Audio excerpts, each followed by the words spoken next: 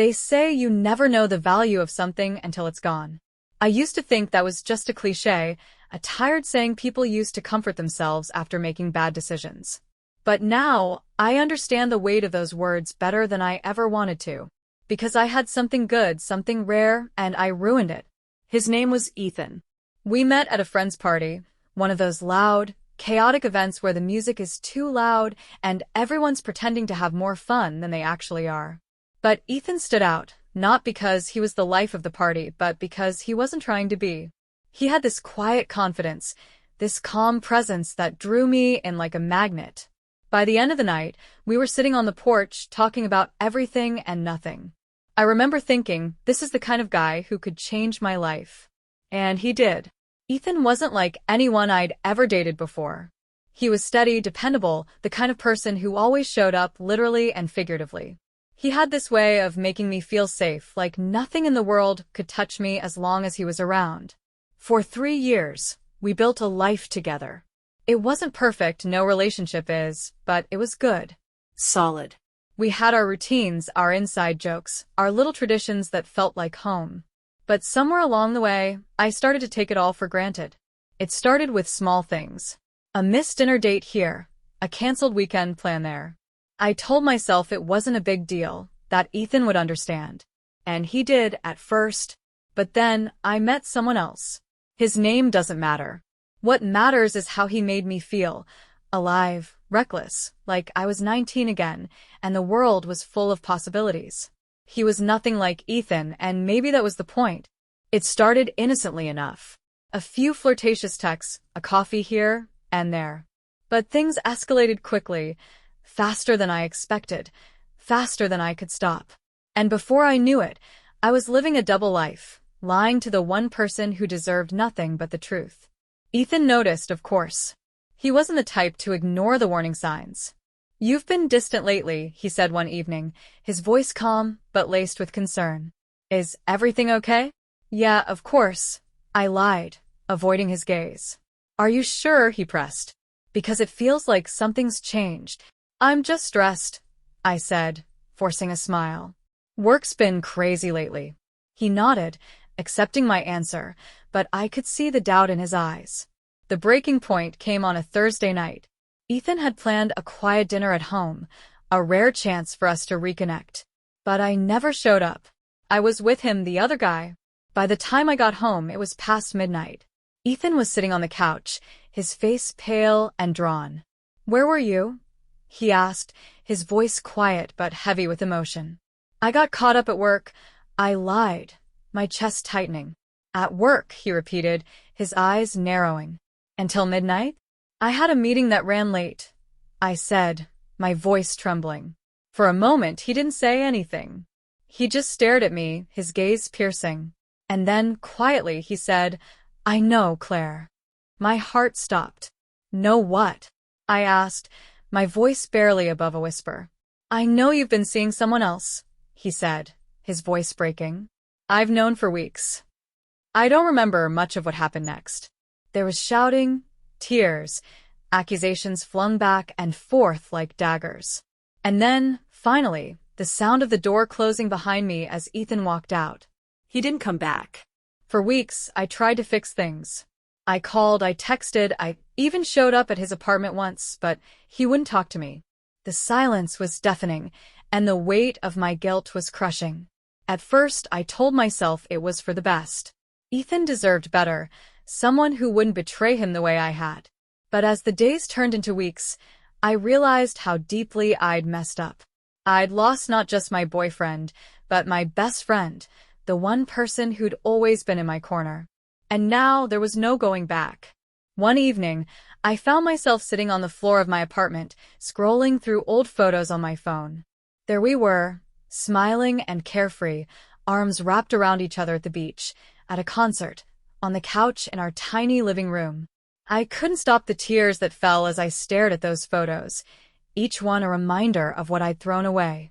I thought about texting him, about begging for another chance. But I knew it was useless. Ethan was the kind of person who gave his all to the people he loved, but once you broke that trust, there was no repairing it. The other guy? He didn't last. We fizzled out not long after Ethan left. Without the thrill of the forbidden, there was nothing to hold us together. And as I sat in my empty apartment, surrounded by the echoes of my own mistakes, I realized how much I'd lost. Now, months later, I still think about Ethan every day. I wonder if he's okay, if he's happy, if he's found someone who treats him the way he deserves to be treated. As for me, I'm still trying to pick up the pieces of a life I shattered. But no matter how much time passes, one thing remains the same: the knowledge that I burned a bridge I can never rebuild. It's strange how silence can be the loudest sound in the world. After Ethan left, the quiet in my apartment became unbearable. I used to think of silence as peaceful, comforting even. But now, it was a constant reminder of his absence, of the life I'd destroyed. At first, I tried to fill the void with noise. I played music, left the TV on, even started talking to myself just to break the stillness. But no matter what I did, the emptiness lingered. And then there were the dreams. I'd wake up in the middle of the night, heart pounding, convinced I'd just heard Ethan's voice. I'd dream of him walking through the door, smiling like nothing had ever happened. But when I opened my eyes, the only thing waiting for me was the cold reality of my mistakes. I thought about reaching out to him again, about trying one last time to explain, to apologize. But what could I say that I hadn't already? "I'm sorry" felt so small compared to the weight of what I'd done. And even if he did forgive me, I knew things could never go back to the way they were. Still, I couldn't stop myself from checking his social media. His profiles were set to private, but his profile picture hadn't changed.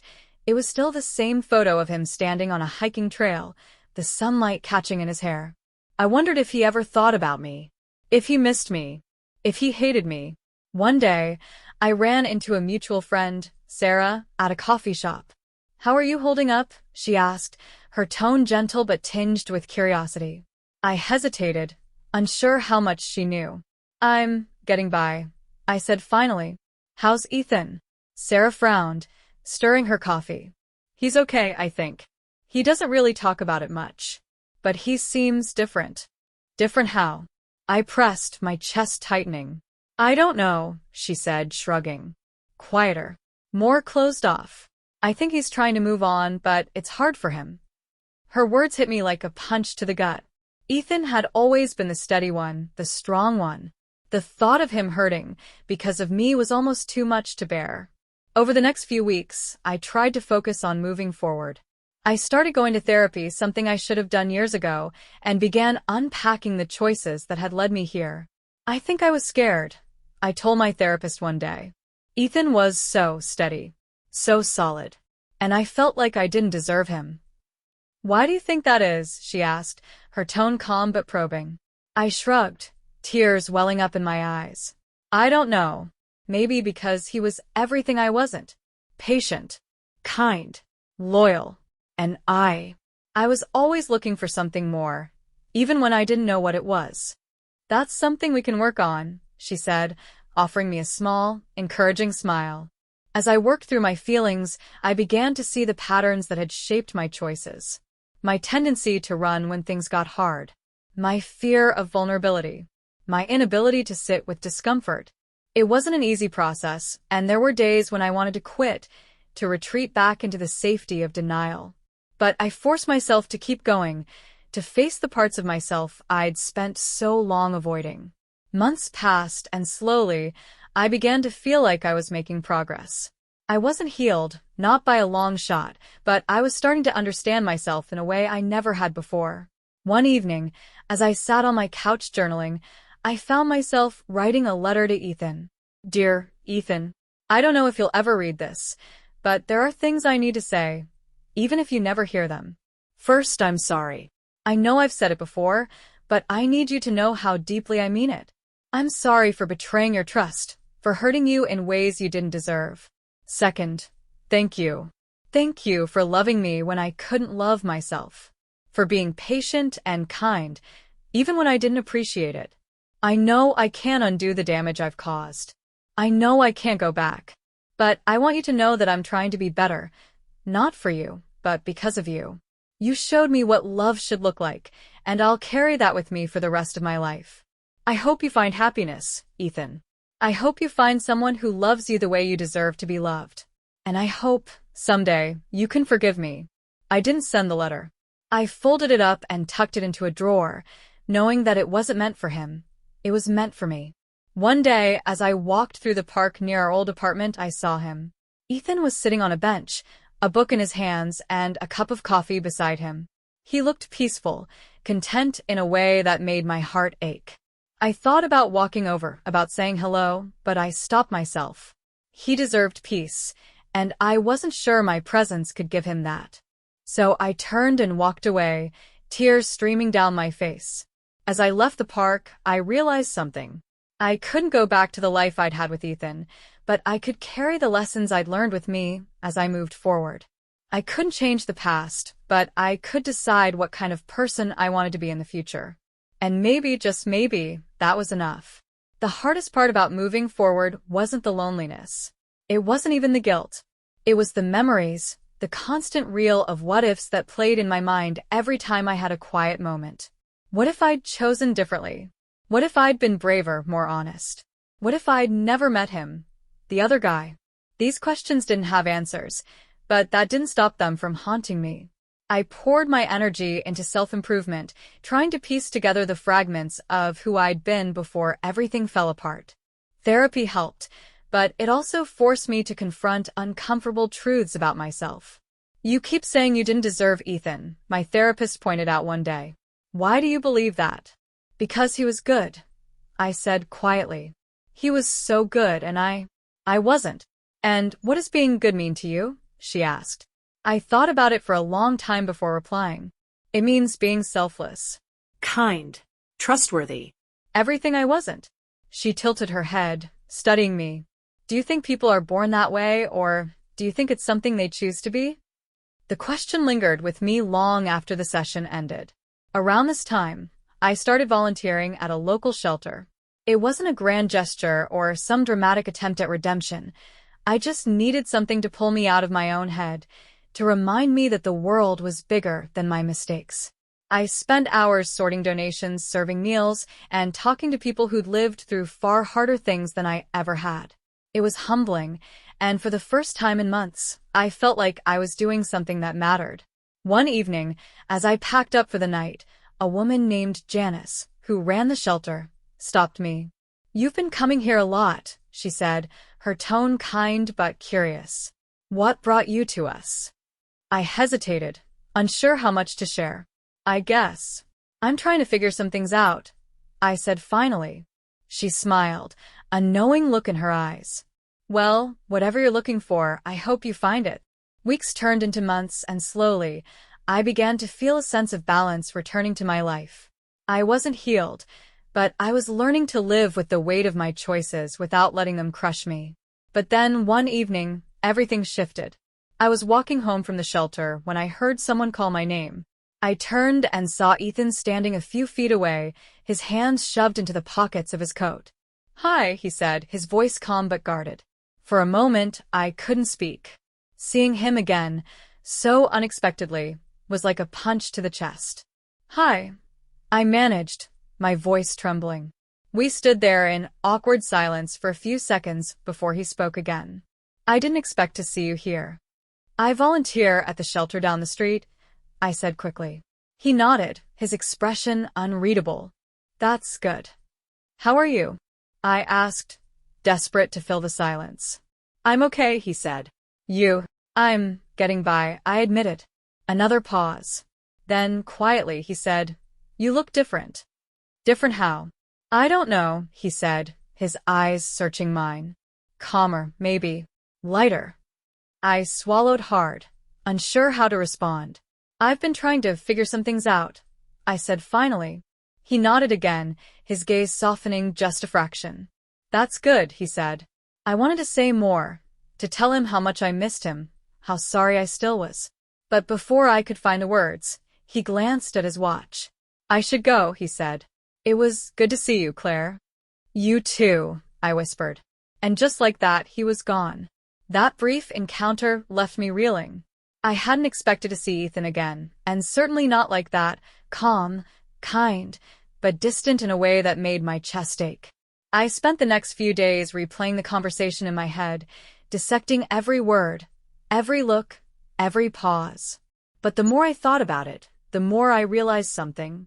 I'd wanted closure, but closure wasn't something Ethan could give me. It was something I had to find on my own. That realization marked a turning point for me. I stopped looking for ways to make amends with Ethan and started focusing on what kind of person I wanted to be moving forward. I wasn't perfect, and I never would be. But I could be better. Months later, I received a message from Sarah, the mutual friend I'd run into at the coffee shop. "Hey, just thought you should know, Ethan's engaged." The words hit me like a tidal wave, and for a moment, I couldn't breathe. But as I sat there staring at the screen, a strange sense of peace washed over me. Ethan deserved happiness, and if he'd found it with someone else, then maybe I could let go of the guilt I'd been carrying for so long. I typed out a quick response. "Thanks for letting me know. I'm happy for him." And for the first time, I truly meant it. Hearing about Ethan's engagement was a strange mix of pain and relief. I hadn't realized how much a part of me had been holding on to the possibility, no matter how slim, that one day we might find our way back to each other. But now, that door was closed.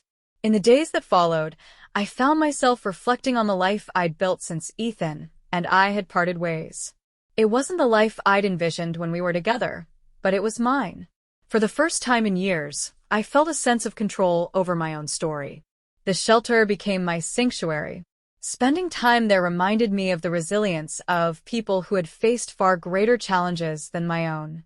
It gave me perspective, a way to step outside of my own regrets and focus on the present.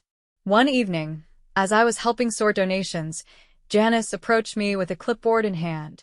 "We're organizing a fundraiser next month," she said. "I was wondering if you'd like to be on the planning committee." "Me?" I asked, surprised. "You've been such a big help around here," she said with a smile. "I think you'd be great at it." For a moment, I hesitated. The idea of taking on more responsibility felt daunting, but it also felt like an opportunity, a chance to pour my energy into something meaningful. "I'd love to," I said finally. The fundraiser became my focus over the next few weeks. I threw myself into every detail, calling vendors, designing promotional materials, coordinating volunteers. It was hard work, but it gave me a sense of purpose I hadn't felt in a long time. On the night of the event, as I stood in the crowded room watching people mingle and donate generously, I felt a swell of pride. This was something I had helped create, something that made a tangible difference. Janice found me near the end of the night, a glass of sparkling cider in hand. "You did an amazing job," she said, raising her glass in a toast. "Thanks," I said, smiling. "It feels good to be part of something bigger than myself." She nodded, her gaze thoughtful. "You've come a long way, Claire." Her words stayed with me long after the event ended. Around this time, I started journaling again. I'd kept a journal sporadically over the years, but now it became a nightly ritual, a way to process my thoughts and emotions without judgment. One night, as I flipped back through the pages, I came across the letter I'd written to Ethan months earlier. Reading it now, I felt a strange sense of detachment. The words still rang true, but they no longer felt like they defined me. I decided to write a new letter, not to Ethan this time, but to myself. "Dear Claire, you've made mistakes. Big ones. But those mistakes don't define you. What defines you is how you choose to move forward. You've spent so much time punishing yourself for the past, but it's time to let go. You can't change what happened, but you can learn from it. Be kind to yourself. Be patient. Keep growing. And remember, you are not your mistakes." The act of writing those words felt like a release, like I was finally giving myself permission to move on. Months turned into a year, and slowly, the weight of my guilt began to lift. I started to see my relationship with Ethan not as a failure, but as a chapter in my life that had shaped me in ways I was only beginning to understand. I still thought about him sometimes, of course. I wondered if he was happy, if his fiancée made him laugh the way I once did. But those thoughts no longer filled me with regret. Instead, they reminded me of the good times we'd shared and the lessons I'd learned. One day, as I walked through the park near the shelter, I saw Janice sitting on a bench, waving me over. "How's it going?" she asked as I sat down beside her. "Good," I said, smiling. "Really good." She studied me for a moment, her gaze warm. "You look happy," she said. "I think I am," I replied, surprised by how true the words felt. For so long, I'd thought happiness was something I had to earn, something I didn't deserve because of my past. But now I realized it was something I could choose, something I could create for myself. As I walked home that evening, I felt a sense of peace I hadn't known in years. My life wasn't perfect, and it probably never would be. But it was mine. And for the first time, that felt like enough. As the seasons changed, so did I. The shelter became a constant in my life, not just as a place to volunteer, but as a space where I could feel part of something bigger. I made friends there, people who inspired me with their resilience and kindness. Janice, in particular, became a mentor, someone who seemed to know exactly what I needed to hear, even when I didn't know it myself. "You've got a good heart, Claire," she told me one day as we worked side by side in the kitchen. "Don't let your past convince you otherwise." I smiled, her words warming something deep inside me. "I'm trying," I said. And I was. One of the biggest surprises came in the form of a fellow volunteer named Mark. He was quiet and thoughtful, with a dry sense of humor that often caught me off guard. At first, we only exchanged polite small talk, but over time, we found ourselves gravitating toward each other. Mark wasn't anything like Ethan. He wasn't the steady, dependable type who anchored you to the ground. Instead, he was curious and adventurous, always looking for the next project or challenge. "You're always thinking," he said one day as we sorted donations. "Is that a bad thing?" I asked, raising an eyebrow. "Not at all," he replied, grinning. "Just wondering what's going on in that head of yours." "Wouldn't you like to know?" I teased, laughing. The more time I spent with Mark, the more I realized how much I enjoyed his company. But I was cautious, hesitant to let myself feel anything too deeply. One evening, as we walked to the subway after a long shift, Mark turned to me. "Can I ask you something?" he said, his voice unusually serious. "Of course," I replied. "Why are you so hard on yourself?" The question caught me off guard. "What do you mean?" "I mean, you're always second-guessing yourself, always apologizing for things you don't need to apologize for. It's like you're carrying this weight around, and I don't get why." I looked down at the ground, unsure how to respond. "I've made a lot of mistakes," I said finally. "Big ones. And sometimes it feels like I don't deserve to let them go." Mark stopped walking, forcing me to stop too. "You're allowed to let yourself be happy, Claire," he said, his voice gentle but firm. "You're allowed to move on." His words stayed with me long after we said goodnight. Over the next few weeks, Mark and I grew closer. He started walking me home after our shifts, and sometimes we'd stop for coffee or ice cream along the way.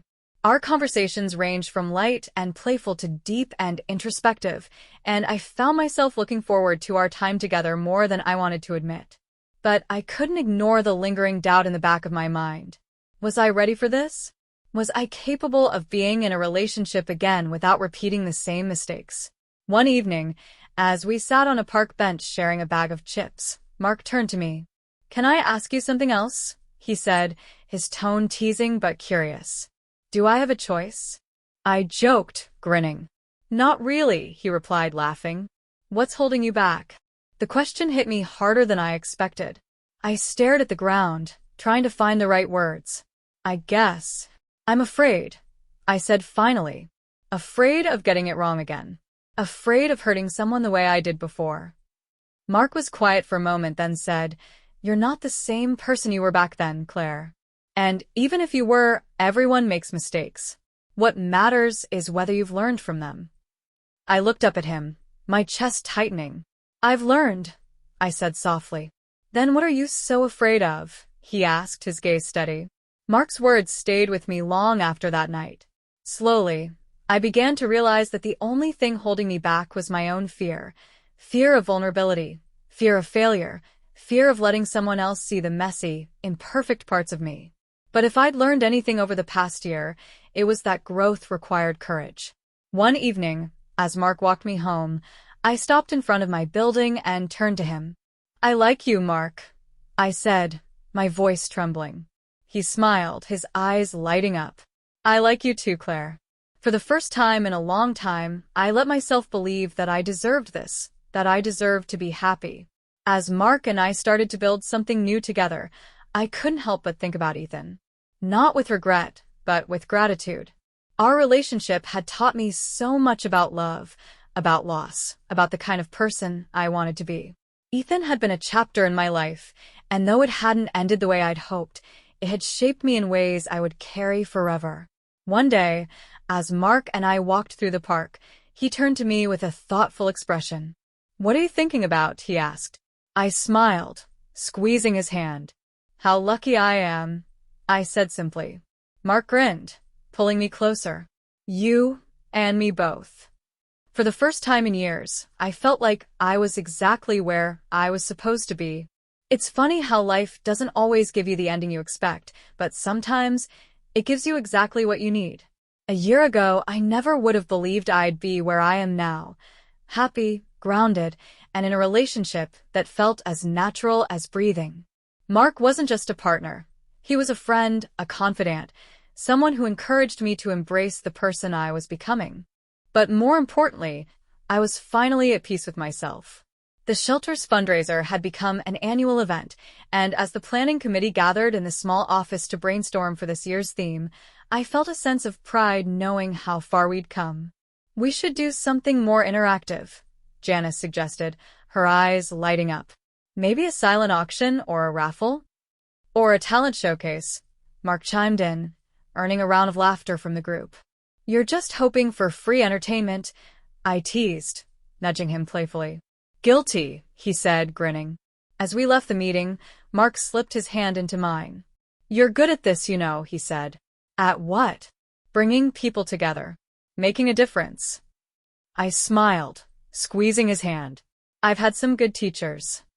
Mark stopped walking and turned to face me, his expression serious. "You've done this, Claire. You've turned your life into something incredible, and I hope you know how proud you should be." His words hit me harder than I expected, and for a moment, I couldn't speak. Instead, I leaned in and kissed him, pouring all my gratitude and affection into that single gesture. As the fundraiser approached, I found myself reflecting on the journey that had brought me here. It wasn't a straight path, far from it. There had been detours, wrong turns, and more than a few moments when I thought I'd never find my way. But those missteps had shaped me, taught me lessons I wouldn't have learned otherwise. I thought about Ethan from time to time, wondering how he was, if he was happy. I didn't follow up with Sarah about his engagement. I didn't need to. Knowing he had found happiness was enough.